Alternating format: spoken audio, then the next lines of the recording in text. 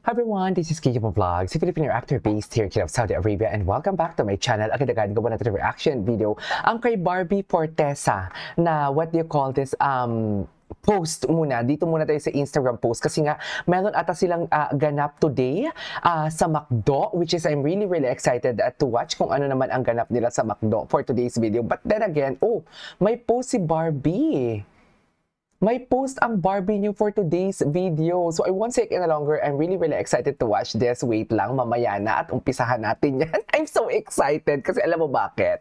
Alam mo bakit? Parang kakasabi ko lang ng nakaraan 2 days ago na maghintay kasi kayo. Although if I'm not mistaken, this one is something like not typically for them talaga, but for all the endorser of McDonald's. If I'm not mistaken, this is something like a fun run, nakita ko lang kanina. So, I won't say it any longer kasi ang dami na namang issue nila na parang hindi nagpapansinan nila. Tuwang-tuwa na naman ang mga basher dito. O kung hindi nagpapansinan, tapos...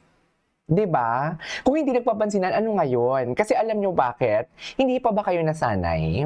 Hindi pa ba kayo nasanay? Ang lalong-lalo na lalong-lalo na may palabas na teleserye, si David Licauco. Okay, pero ano ba yung KJ, ganito ganyan?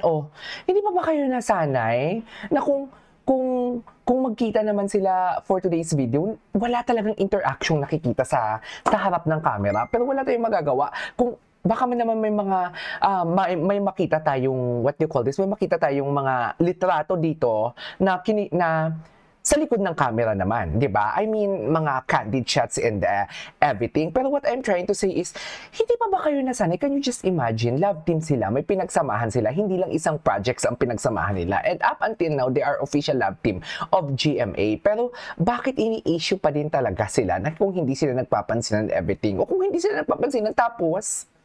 Kung nagpapansin na naman sila, issue sila. Basta ang importante, ito yung pinaka-importante sa lahat. Okay? Single ang Barbie niyo, Fortesa. Yes! Single ang Barbie niyo. Single na single. Nagsalita lang si Barbie ng chinichismis na siya kay Jameson. Pero nang chinichismis siya kay David, hindi siya nagsalita. Tikom ang bibig niya na si David ang dahilan ng breakup. Hindi siya nagsalita. Pero what I'm trying to say is hindi naman porket na hindi siya nagsalita is totoo nga din naman talaga na si Ginoo. Parang pinatunayan na si Ginoo ang dahilan. It's not like that. Okay? It's not like that. But what I'm trying to say is ayaw niya lang talaga pabulaanan ang chismis. Wait lang, nagme-message sa akin what do you call this? Nagme-message sa akin si Madam Divine. Ma'am Divine, shout out sa iyo. Nagvo-vlog ako. I love you, Ma'am Divine. Alam mo yan. So, I won't take any longer. Let's start this reaction video. Ito yung paa niya. Kaya ba dinilit niya? Ay, bakit naman parang malungkot ang Barbie namin? after 1 week. Ay, after 1 week. Ang ganda talaga ng baby natin yan. Napansin nyo ba, hindi siya nagmamaldita ngayon sa kanyang mga post? Kasi usually, yung mga pa-TikTok niya, di ba? Yung mga pa-video niya. Pero ngayon, happy siya. Apakaganda naman ng Barbie natin. Tapos magulat tayo dyan si Ginoo. Imposible na wala dyan si Ginoo. Ito na lang masasabi ko, hindi nyo man makikita in front of camera si Barbie and David. Because the said event, it's not for them naman talaga. Katulad ng itlugan, etchos, garbanzos na yan. That is not really for them naman talaga. Pero, ang masasabi ko lang, hindi nyo man sila makikita, imposibleng hindi sila nagpansinan dyan in front of camera. So, ang tanong, hindi sila nagpansinan dyan sa likod ng camera or magkasama sila sa tent. Kasi for sure magkasama yan sila sa tent, no? Hello? Di ba isang handler nga lang sila di ba? Isang road manager nga lang sila. Imposibleng hindi sila dyan magkasama sa tent. Pero ang tanong, eto lang ang tanong ko na please baka matulungan nyo akong sagutin. Bakit pag sa harap ng camera hindi sila nagpapansinan? Pero pag sa likod, for sure nagpapansinan yan sila. Imposibleng hindi yan sila nagpapansinan. Sa totoo lang. Imposibleng hindi yan sila nagpapansinan. Pero bakit sa likod ng camera, hindi sila nagpapansinan? Yun yung tanong Ako, ang unang sagot ko dyan is dahil may project si David. May teleserye siya. Or they want to keep it private. Kasi kung ano man, 'di ba? Kung ano man ang meron sa kanila, they want to keep it private. Kung friendship lang, they want to keep it private. Pero that's really so nakakakilig. Kasi, can you just imagine, para lang hindi masira ang inyong binibuild, na kung ano man ang inyong binibuild, para hindi lang masira o ma-evil's eye, itatago ninyo. 'Di ba? Kahit friendship lang yan na. Ako with my friend, dalawa lang yung friend ko eh. Isang sa Riyadh, isa dito. Mga long time friends ko na yun sila. Tatlo lang. Hindi ako basta, dati mahilig ako makipag-friends. Alam mo yung quantity over quality. Ngayon, quality over quantity na talaga ako. Alam mo yung tipong, kahit sa Facebook or sa Instagram stories, hindi ko siya, bawat labas namin, tutik nagkikita kami ng friend ko, every Friday yan.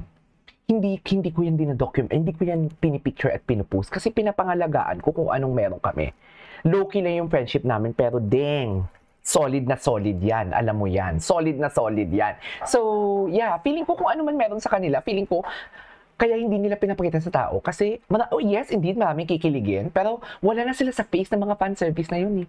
Wala na, tapos na sila dun sa face na yun eh. So, dito na sila sa face na parang alam yung, let's just keep it private kung ano man meron sa atin para pangalagaan natin. That's my analysis ha. That's my analysis. Anyways. 'Di ba? Na para bang Ariana Grande. Ganda naman ang bibi namin. Later on, titingnan natin yung Instagram post. What do you call this? Ang IG story. Tingnan natin kung makita natin. Makikita na! All-in-one na pala yung IG story natin. All-in-one na siya dito sa ating system. Pero, titingnan natin yung mga comments.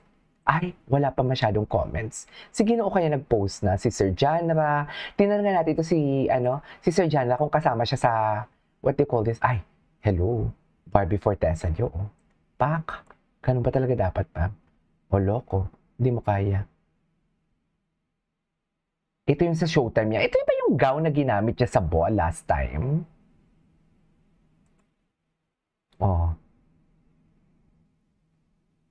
Excited ako kay ano. Ano to? Okay. Tapos kay Miss Tony, pupunta tayo kay Miss Tony. Isahan na lang to ha. Isahan na lang to para atake tayo. Ito din pala yung post ni Miss Tony. Ganda ng barang. Na para bang, Siyempre, pupunta tayo sa mga tags ni Barbie. Kasi, ang totoong chismis ay nasa tag. For today's video. Ang chismis ay nasa tag. Wala pa. Wala pang may nag-tag about sa McDo. Pero ang ganda ni Barbie dito. Tingnan natin kung sino yung mga nag-like. Kailangan natin makita. Isa-isa. Isa-isa yan. Marami tayong time because Sunday. Sunday ngayon. Loko. Walang audio. Bakit walang audio? Maliit lang talaga ang picture, ha? Walang audio yung sinabi ni Barbie. Sayang naman. Hello. Naka-highlight kasi talaga itong comment section.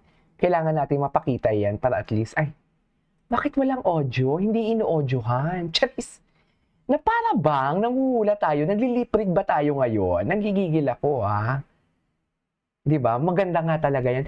Pero ito lang masasabi ko, relevant pa din talaga. Relevant pa din talaga ang Barda. Kitang-kita pa din talaga sila sa society. Diba? Wait lang ha.